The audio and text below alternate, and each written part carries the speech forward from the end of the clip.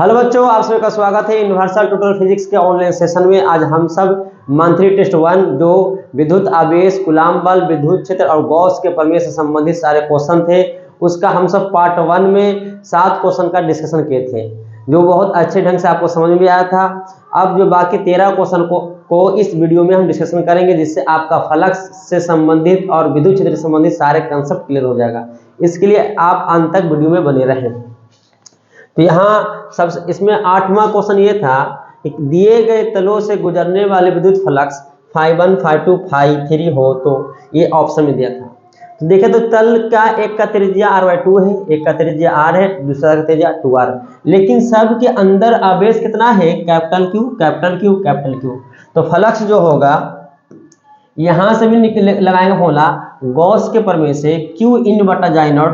तो Q इन तो देखे सब में क्या है, यही है गॉस का प्रमेय। तो यहाँ भी Q बटा जाई नॉट होगा, यहाँ भी Q बटा जाई नॉट, यहाँ भी Q बटा जाई नॉट, यानी तीनों तल में फ्लक्स का मान एक समान होगा, इसलिए इसका आंसर होगा वो डी होगा। तो अंदर वाला आवेश का मान रखता है कि अंदर में कितना आवेश है, बाकी आकार चाहे बड़ा हो चाहे छोटा हो, गॉस के प्रमेय के अनुसार आकार पर फ्लक्स निर्भर नहीं करता। ये पॉइंट आप याद रखिएगा। अब बात किया जाए नेक्स्ट क्वेश्चन।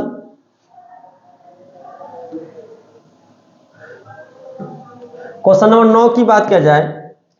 2 मीटर त्रिज्या वाले खोखला गोला के केंद्र से 1 मीटर की दूरी पर उत्पन्न विद्युत क्षेत्र होगा।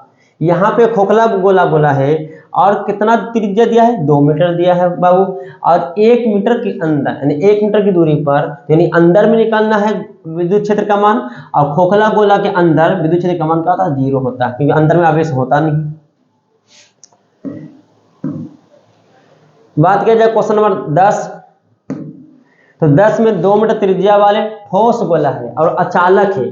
तो अगर चालक होगा तो फिर तो नेट अंदर में आवेश रहेगा ही नहीं, इसलिए अचालक लेना है। यहाँ पे लिख देते हैं अचालक गोला पर इतना 8 माइक्रोकूलाम आवेश है। तो केंद्र से 1 मीटर की दूरी पर, यानी अंदर ही इलेक्ट्रिक फील्ड का मान निकालना है। तो फॉर्मूला आप सब पढ़े होंगे कि Q स्मॉल r बटा कैपिटल R3।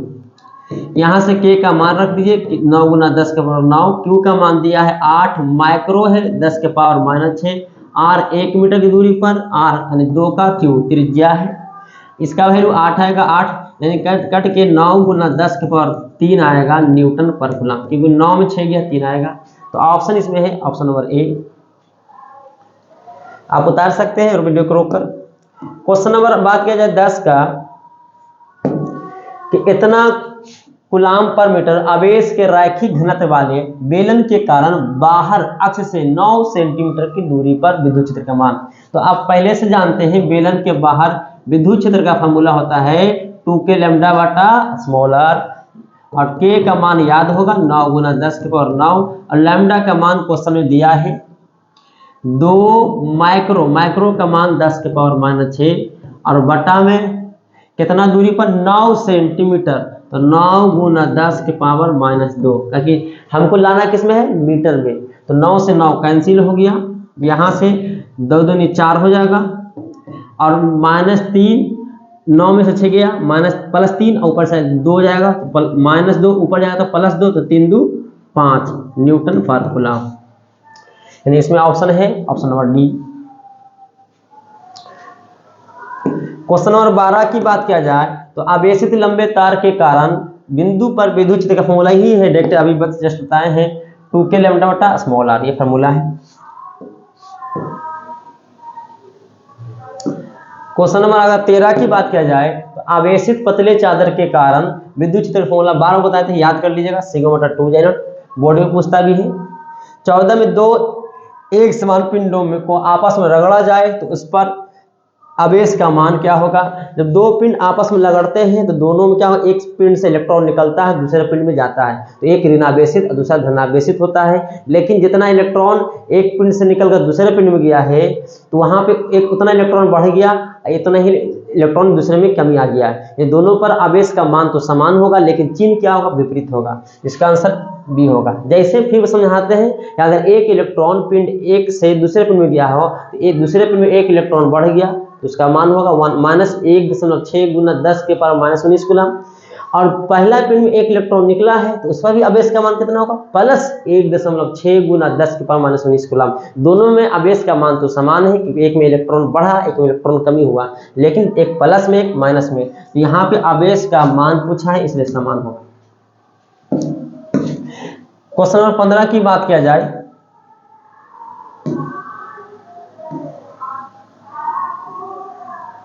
पंद्रह में देखा जाए ये क्या है, एक तल दिया गया है, इस तल से गुजरने वाले विद्युत फ्लक्स, तो यहाँ पे फ्लक्स का फॉर्मूला ये cos थीटा नहीं लगाना है, गॉस के प्रमेय लगाएंगे, क्योंकि गॉस प्रमेय लागू तब करेंगे जब तल के अंदर आवेश दिया है Q इन बटा जाई नॉट। अब देखें तो अंदर में कितना आवेश है, 2 कूलम 1 कूलम 3 कूलम और -3 कूलम जोड़ दिया जाए 0 बटा जाई नॉट, आंसर क्या होगा 0। बाहर से आवेश से कोई मतलब नहीं है। तो ये हो गया आपका क्वेश्चन नंबर 15। अब बात किया जाए 16 में, एक कूलम वह आवेश जो शून्य में 1 मीटर की दूरी पर समान आवेश लगता है, समान आवेश पर बल लगता है, बल लगता है, सब में न्यूटन दिया है। तो क्या Q1 के मान,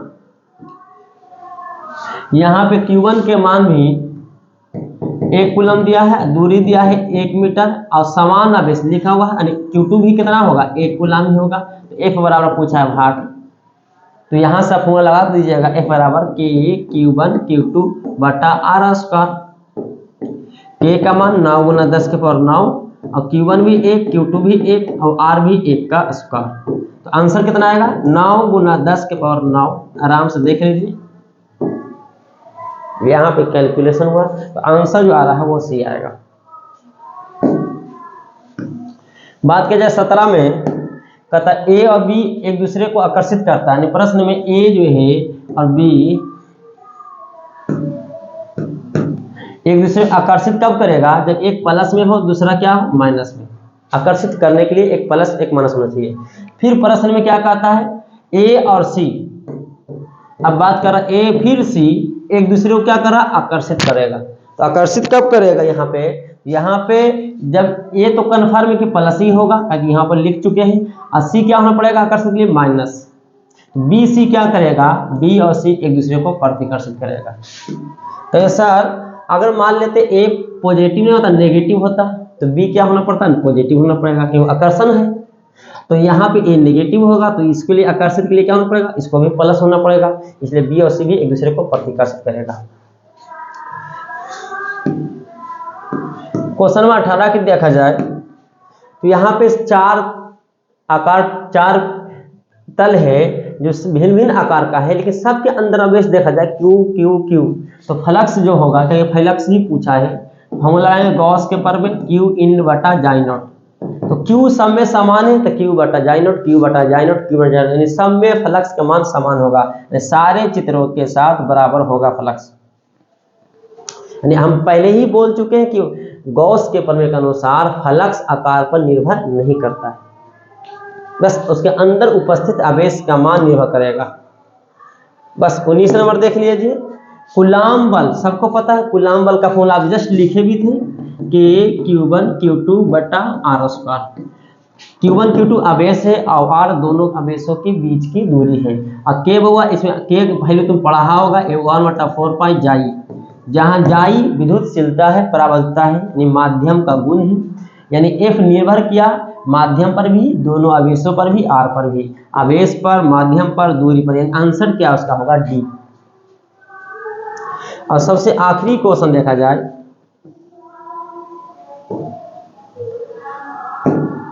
कहता आवेश का मान दोगुना कर दिया जाए, तो यहाँ पे नहीं बोला कौन आवेश, दोनों आवेश तो दोनों को दोगुना करेंगे, और दूरी भी दोगुना कर दी जाए तो बल क्या होगा। देखिए तो बल का फॉर्मूला पढ़ाए थे कि Q1 Q2 बटा R स्क्वायर, लेकिन प्रश्न से क्या कहता है,